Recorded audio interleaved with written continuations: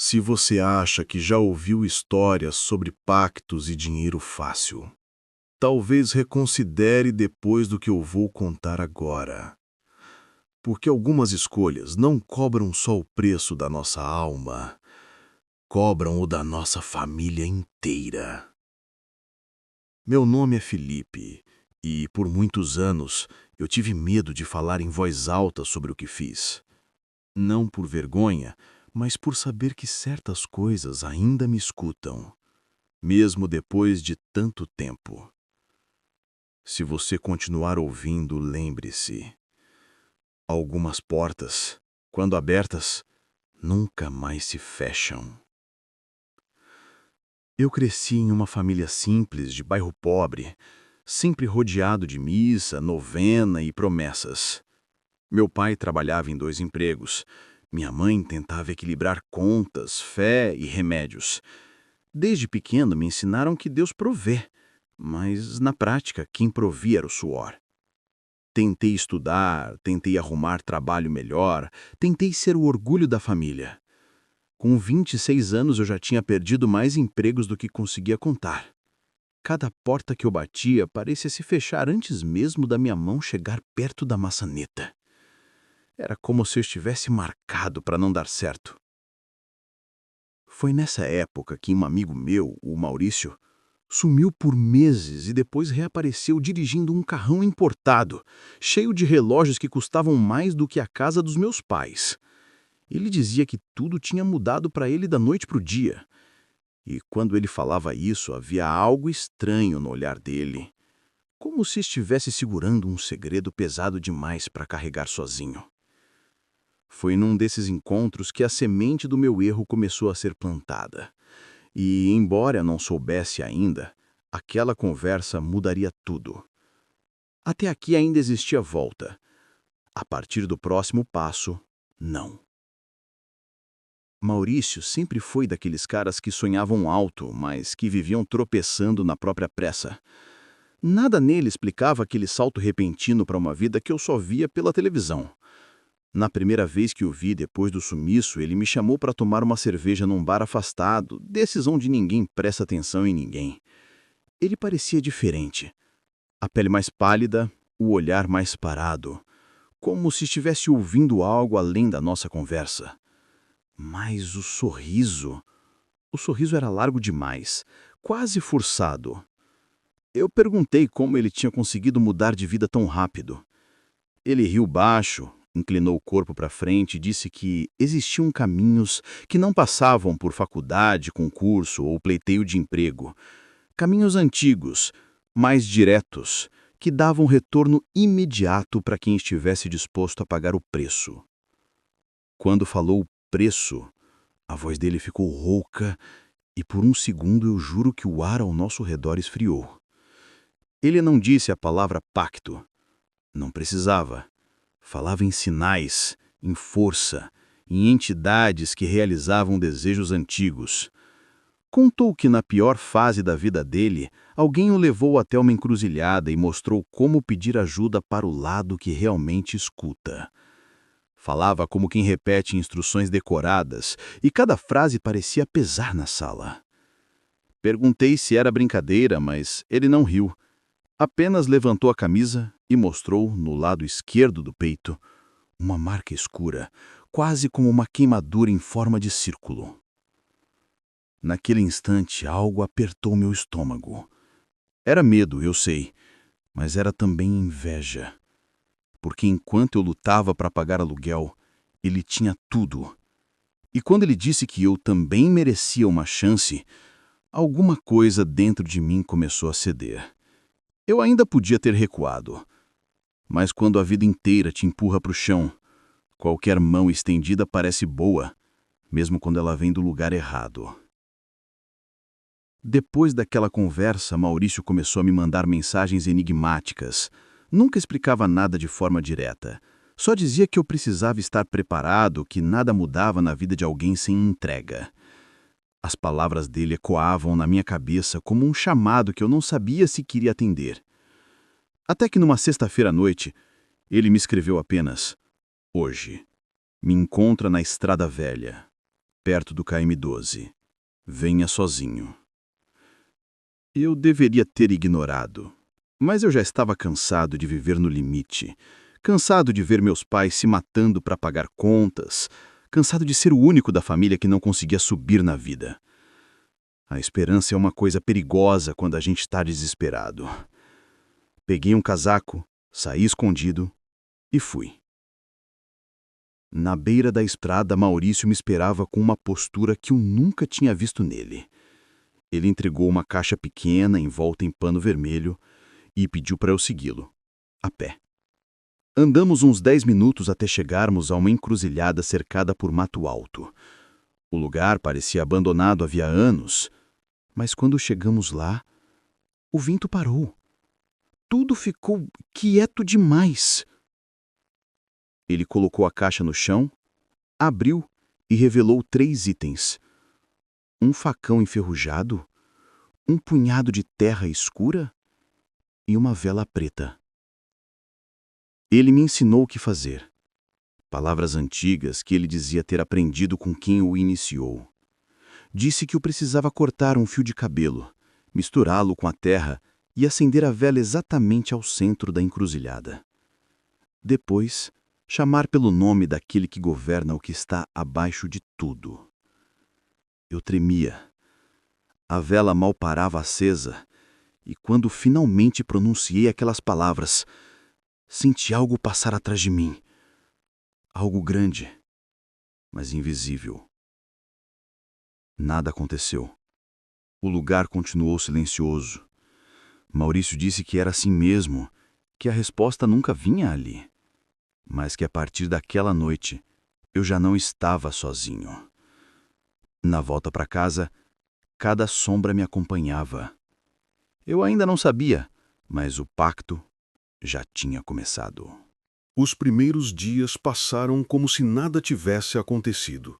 Eu acordava, ia trabalhar, voltava para casa e tentava convencer a mim mesmo de que tudo não passava de uma loucura temporária. Mas a verdade é que havia algo diferente no silêncio da minha casa à noite. Era como se alguém estivesse sentado no escuro, apenas observando. Eu tentava ignorar, até que, numa manhã de segunda-feira, enquanto eu esperava o ônibus, um carro preto parou ao meu lado. O vidro desceu lentamente e um homem elegante, de terno impecável, me olhou como se já me conhecesse. A pele dele era estranhamente lisa, sem poros, sem marcas. Ele sorriu, um sorriso frio que não alcançava os olhos, e disse meu nome com uma naturalidade que me fez gelar. Pediu para entrar no carro. Eu devia ter corrido, mas minhas pernas simplesmente não obedeceram. Dentro do veículo, o cheiro era metálico, como ferro molhado. Ele abriu uma pasta e colocou sobre meu colo um contrato escrito em tinta vermelha. As palavras pareciam se mover quando eu desviava o olhar. Ele explicou calmamente que aquilo era consequência da minha escolha na encruzilhada. Disse que me daria o que eu sempre quis, que tudo o que eu sonhei estava à minha espera, mas precisava da minha assinatura, feita com algumas gotas do meu sangue. Quando ele puxou um pequeno estilete, eu senti o ar ficar denso, pesado, quase sufocante. Ele não me ameaçou, não precisou, porque naquele momento eu entendi que dizer não era mais uma opção. Fiz um corte superficial no dedo e toquei o papel. O contrato absorveu o sangue como se estivesse faminto. Ele então colocou uma mala preta aos meus pés. Dentro dela, feixes e mais feixes de dinheiro novo. Não eram notas velhas ou suspeitas, eram notas recém-saídas do banco, em quantidade suficiente para mudar a vida de qualquer um. Ele disse que aquilo era só o começo. Depois, tocou meu ombro e falou: "A partir de agora, você pertence ao acordo." Quando desci do carro, minha vida antiga já não existia mais. Eu só não percebi na hora. Mas o preço daquilo começaria a ser cobrado muito antes do que eu imaginava. A transformação foi rápida, quase violenta. Em menos de 6 meses, eu já não era mais o mesmo homem que trabalhava contando moedas para pagar aluguel. Investi o dinheiro, abri empresas, entrei em negócios que sempre deram certo como se o sucesso estivesse escrito antes mesmo de eu tentar. As portas que antes se fechavam na minha cara, agora se escancaravam antes de eu tocar nelas. Empresários importantes me cumprimentavam pelo nome. Políticos me convidavam para eventos privados. Artistas queriam tirar foto ao meu lado. E eu me deixei levar. As festas eram um mundo à parte, salas escuras, música alta, pessoas rindo alto como se nada pudesse atingi-las, e eu ali, no meio de tudo, achando que tinha conquistado o topo. Só que, às vezes, no meio de um brinde ou de uma conversa superficial, eu via algo se movendo atrás de alguém, uma sombra que não combinava com a luz do ambiente, um reflexo no espelho que demorava 1 segundo a mais para desaparecer. Pequenas perturbações que eu fingia não notar, porque era mais fácil acreditar que tudo aquilo era psicológico do que aceitar o óbvio. Numa dessas noites, quando já passava das 2 da manhã, eu estava sozinho no meu apartamento novo, olhando a cidade lá de cima. Foi quando ouvi 3 batidas lentas na porta. 3. Sempre 3. Olhei pelo olho mágico. Nada. Quando abri, um vento gelado invadiu a sala e apagou as luzes por 1 segundo. No escuro, eu ouvi uma respiração atrás de mim. Não era humana, era funda, irregular, como se viesse de alguém que não tinha pulmões. Quando as luzes voltaram, eu estava sozinho. Mas a sensação de ser observado não me abandonou mais. O homem elegante do carro nunca mais reapareceu. Não precisava, porque eu já estava cercado. E mesmo assim, eu continuava acreditando que podia controlar aquilo. Era esse o maior engano. Mas tudo mudou no dia em que eu conheci Amanda. Talvez porque pela primeira vez alguém me viu além do dinheiro. Ou talvez porque certas presenças não gostam quando a gente começa a lembrar que ainda existe luz. Amanda entrou na minha vida sem aviso, como tudo que realmente importa costuma fazer. Eu a conheci numa cafeteria simples, bem diferente dos lugares que eu frequentava naquela época. Ela derrubou o café na própria blusa, riu de si mesma e pediu desculpa mesmo sem ter me encostado. Aquele riso, limpo e leve, foi como um choque. Era um som que eu não ouvia há anos, um som sem maldade por trás. Começamos a conversar ali mesmo. Ela não perguntou sobre minha vida financeira, não quis saber da minha empresa, não comentou sobre meus carros. Parecia enxergar só o que eu era, e não o que eu mostrava ao mundo. Amanda era religiosa, tinha uma fé simples, daquelas que não precisam de explicação. Falava de Deus como quem visita a casa dela toda semana. No começo, eu evitava o assunto. Dizia que religião não era para mim, que eu tinha outros caminhos. Ela nunca insistiu, só sorria e mudava de assunto. Nos meses seguintes, nós nos aproximamos. Cada encontro com ela parecia empurrar minha vida para um rumo mais tranquilo, e pela primeira vez em muito tempo eu me sentia inteiro. Casamos 1 ano depois e logo vieram nossos 2 filhos, um casal. Quando peguei minha filha no colo pela primeira vez, senti algo que eu não sabia que ainda existia em mim. Era amor. Amor de verdade. Aquele tipo de amor que faz a gente querer ser melhor do que foi até então. Mas esse amor acendeu um alerta no outro lado. A presença que me cercava desde o pacto começou a se incomodar. Objetos caíam sozinhos, portas batiam no meio da madrugada. Meus filhos, ainda bebês, olhavam fixo para cantos vazios da casa e sorriam para o nada. Uma sombra alta passava pelos corredores quando eu apagava as luzes. E, às vezes, quando eu abraçava Amanda, sentia um arrepio que não vinha dela. Era como se algo tentasse nos separar. Ela dizia que era falta de oração, falta de fé, falta de rumo. Eu dizia que era estresse, mas no fundo eu sabia que o pacto estava apenas começando a cobrar seu devido preço.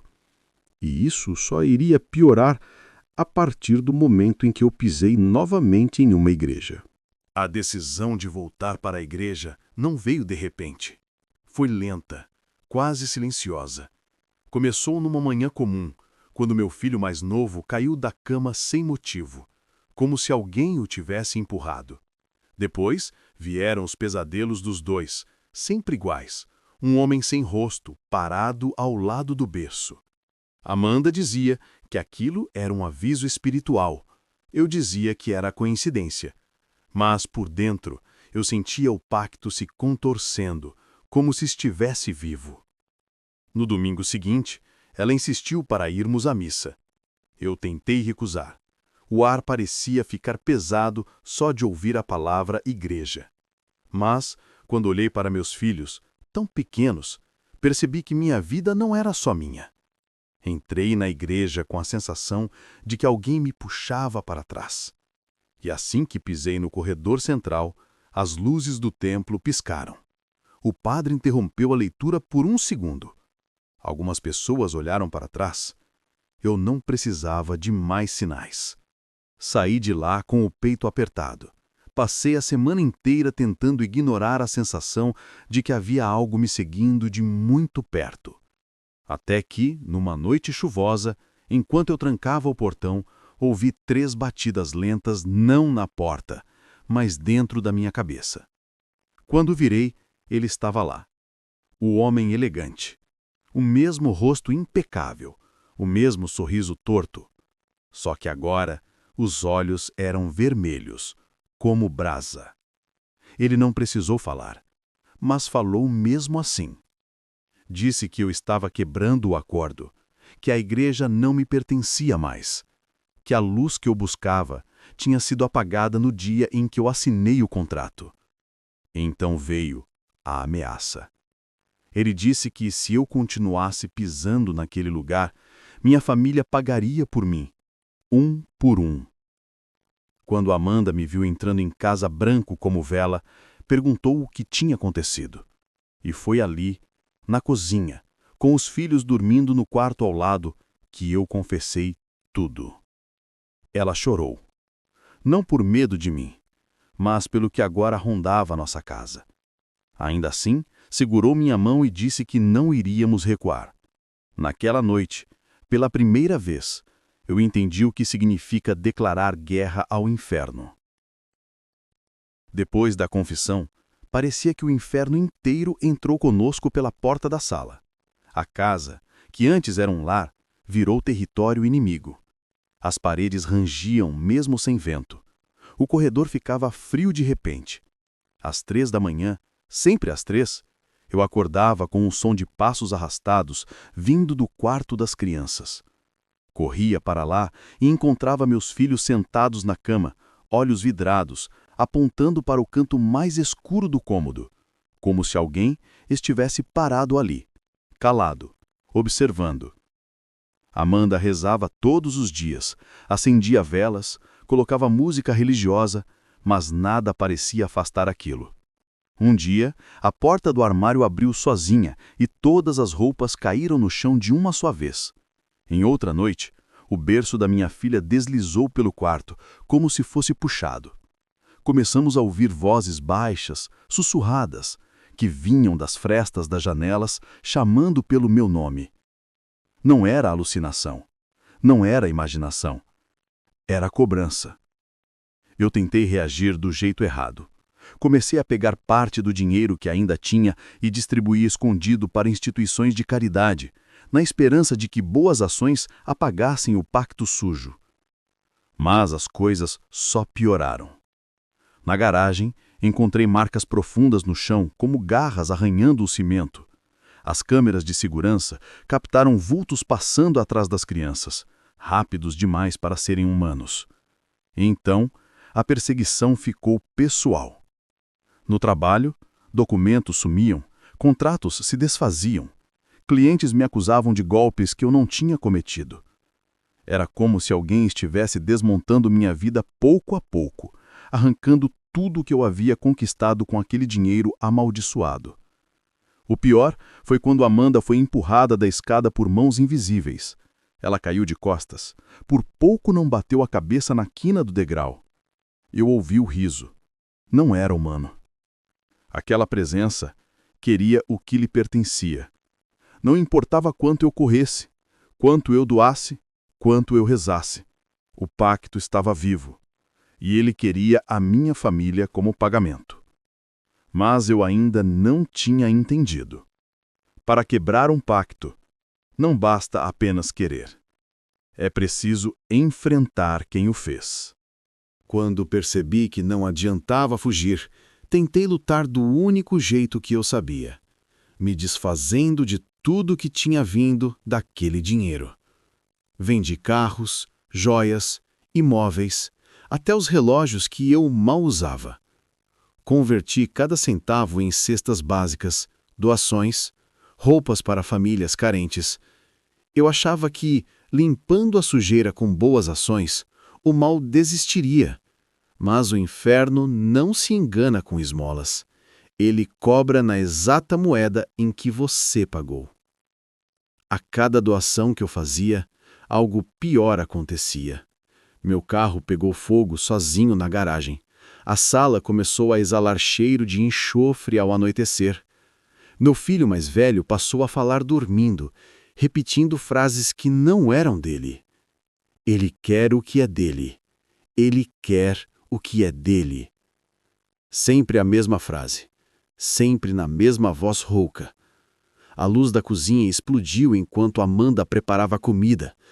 E, em uma madrugada silenciosa, ouvi passos pesados caminhando lentamente pelo corredor. Quando abri a porta do nosso quarto, vi uma sombra parada diante do quarto das crianças. Ela se virou e sumiu. Do dia para a noite, meus negócios desmoronaram. Os sócios me abandonaram. O banco congelou minhas contas. Dívidas apareceram do nada, com assinaturas e contratos falsificados. Era como se minha vida estivesse sendo apagada, uma página por vez.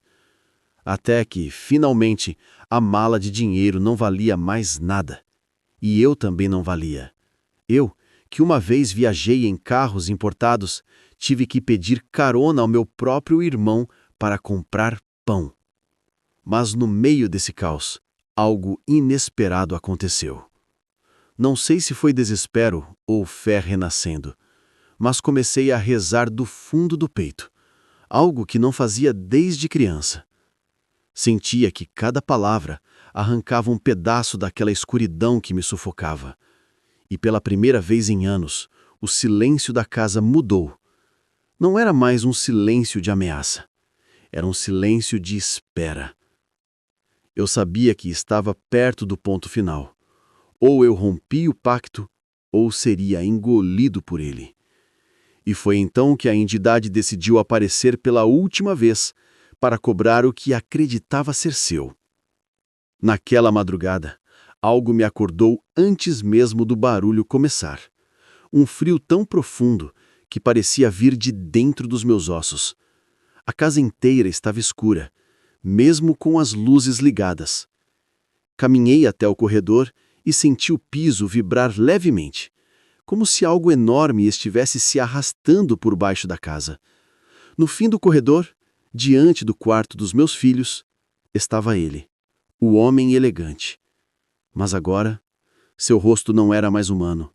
Era uma mistura de carne derretida e sombra. Os olhos, duas brasas vivas. O sorriso, aberto demais, como se rasgasse o próprio rosto. Ele disse que tinha chegado a hora de pagar. Que tudo que me foi dado tinha um preço. Que a vida luxuosa, os contatos, o dinheiro, o nome, tudo pertencia a ele. E que já que eu ousara voltar para a luz, ele tomaria de mim aquilo que eu mais amava. Meus filhos. Começaram a chorar atrás de mim, como se sentissem a presença sem nem vê-la. Amanda apareceu ao meu lado, rezando baixinho, com uma coragem que eu nunca tinha visto. Eu me coloquei entre ele e minha família. Pela primeira vez em anos, eu não pedi nada. Eu não implorei. Eu simplesmente disse que não lhe devia mais nada. Que o pacto estava quebrado. Que eu aceitava perder tudo, menos eles. Ele avançou num estalo, como se atravessasse o ar. Senti a mão dele, fria como metal morto, tocar meu peito. Minha visão escureceu por um segundo, mas Amanda apertou minha mão. E naquele instante, uma onda quente percorreu meu corpo. Não era minha força. Era algo maior, vindo de um lugar que eu tinha esquecido. A entidade recuou. A luz do corredor piscou. A casa inteira tremeu. E então ele gritou. Um som que não parecia deste mundo, uma mistura de raiva e fome. Depois, desapareceu como fumaça sendo sugada para dentro de um buraco invisível. O silêncio voltou.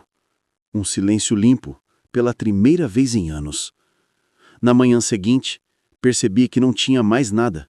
Dinheiro, status, empresas, tudo tinha ido embora. Mas minha família estava ali, viva, inteira. E com isso eu entendi o que nunca quis aceitar. Nenhum pacto vale o preço da própria alma. O diabo oferece dinheiro, prazer e poder. Mas no fim, ele cobra tudo. E mais. Se você ouviu essa história até aqui, lembre-se disso. Nem todo atalho leva para o topo. Alguns levam direto para o que mora embaixo da terra. Se essa história te fez pensar, curta o vídeo, se inscreva no canal e compartilhe com alguém que precisa ouvir. Porque certas escolhas, quando feitas, não têm volta.